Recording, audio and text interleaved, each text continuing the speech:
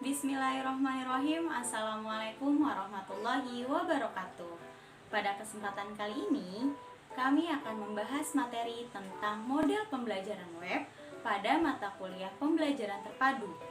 Kami kelompok 6 yang beranggotakan saya, Diva Aulia Rahmah, Saya Anggita Nurcahyani. Saya Prayoga Yulistiadi. Saya Cynthia Dewi. Nah, untuk lebih memahami dan menguasai materi tersebut, yuk kita simak penjelasannya. Saya akan menjelaskan tentang pengertian model web pada pembelajaran terpadu. Model web merupakan model pembelajaran terpadu yang menggunakan pendekatan tematik dan memadukan multidisiplin ilmu. Model web lebih menekankan pada keterlibatan siswa dalam pembelajaran, sehingga siswa dapat memperoleh pengalaman langsung. Nah, model web menyajikan pendekatan tematik untuk mengintegrasikan mata pelajaran. Satu tema yang subur dijaring laba-labakan untuk isi kurikulum dan mata pelajaran. Kemudian, mata pelajaran menggunakan tema untuk menyelidiki kesesuaian konsep, topik, dan ide-ide. Nah, selanjutnya saya akan menjelaskan tentang kelebihan dari model web. Nah, kelebihannya yang pertama ada faktor motivasi yang dihasilkan dari penyeleksi tema yang diminati. Yang kedua, model web atau jaring laba-laba relatif lebih mudah dilakukan guru yang belum berpengalaman mengajar. Yang ketiga, model ini memudahkan perencanaan kerja tim untuk mengembangkan tema ke semua bidang isi pelajaran. Yang keempat, memberi kemudahan bagi peserta didik dalam melihat kegiatan-kegiatan yang saling terikat.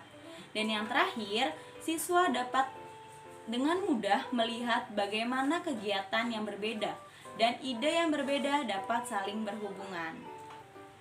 Lalu, kelemahan web terletak pada pemilihan satu tema. Tema yang digunakan seharusnya dipilih secara selektif agar relevan dengan materi dan tidak merumuskan tema yang dangkal. Serta, di dalam pembelajaran, guru cenderung lebih memusatkan perhatian pada kegiatan daripada pengembangan konsep pembelajaran itu sendiri. Selanjutnya dalam langkah-langkah untuk membuat peta konsep model web, yang pertama yaitu mengidentifikasi pokok atau prinsip yang melengkapi sejumlah konsep. Contohnya itu seperti ekosistem. Lalu yang kedua, mengidentifikasi ide-ide atau konsep sekunder yang menunjang ide utama. Contohnya individu, populasi, atau komunitas. Lanjut, yang ketiga, tempatkan ide-ide utama di tengah atau di puncak peta. Dan yang terakhir, ide atau konsep sekunder di sekelilingi ide utama yang secara visual menunjukkan hubungan ide sekunder dengan ide utama. Ada 7 karakteristik model pembelajaran web. Yang pertama, berpusat pada siswa. Dalam pendekatan ini lebih banyak menempatkan siswa sebagai subjek belajar, sedangkan guru lebih banyak berperan sebagai fasilitator, yaitu dengan memberikan kemudahan kepada siswa untuk melakukan aktivitas belajarnya. Lalu, memberikan pengalaman langsung. Dengan pengalaman langsung, siswa dihadapkan pada sesuatu yang nyata atau konkret sebagai dasar untuk memahami hal-hal yang lebih abstrak. Yang ketiga, pemisahan mata pelajaran yang tidak begitu jelas. Kenapa bisa dikatakan tidak begitu jelas? Dikarenakan fokus pembelajaran diarahkan kepada pembahasan tema-tema yang paling dekat berkaitan dengan kehidupan siswa. Lalu, menyajikan konsep dari berbagai mata pelajaran dalam suatu proses pembelajaran. Dengan demikian, siswa mampu memahami konsep tersebut secara utuh. Hal ini diperlukan untuk membantu siswa dalam memecahkan masalah yang dihadapinya sehari-hari.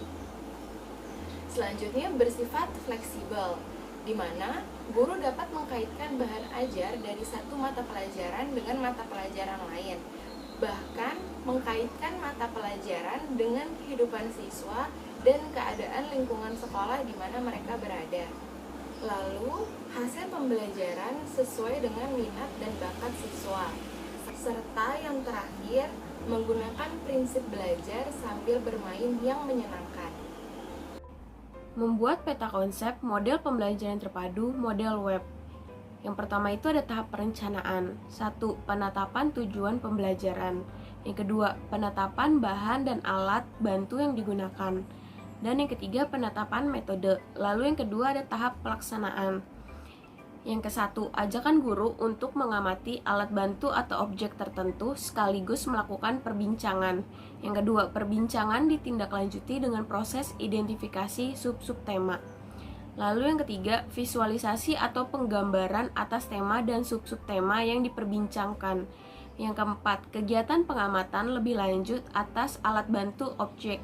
Yang kelima, penugasan, pembagian kelompok dan pengorganisasian tugas. Dan yang keenam, penjelasan atau diskusi. Lalu yang ketiga ada tahap evaluasi. Yang pertama, evaluasi proses keterlibatan dalam pengamatan dan diskusi. Dan yang kedua, evaluasi hasil mutu laporan. Oke, jadi kita lanjut aja ke bagian syarat membuat tema yang baik dalam penentuan tema. Jadi menurut tim Pusker dari Departemen Pendidikan Nasional tahun 2006, menentukan tema dapat dilakukan dengan dua cara. Nah, yang pertama itu guru dapat mempelajari standar kompetensi dan juga kompetensi dasar yang terdapat dalam tiap-tiap mata pelajaran, kemudian dilanjutkan dengan menentukan tema yang sesuai. Atau yang kedua ini, guru dapat menetapkan terlebih dahulu tema-tema pengikat keterpaduan. Jadi untuk menentukan tema tersebut, guru dapat bekerja sama dengan peserta didik sehingga sesuai dengan minat dan juga kebutuhan dari peserta didik tersebut.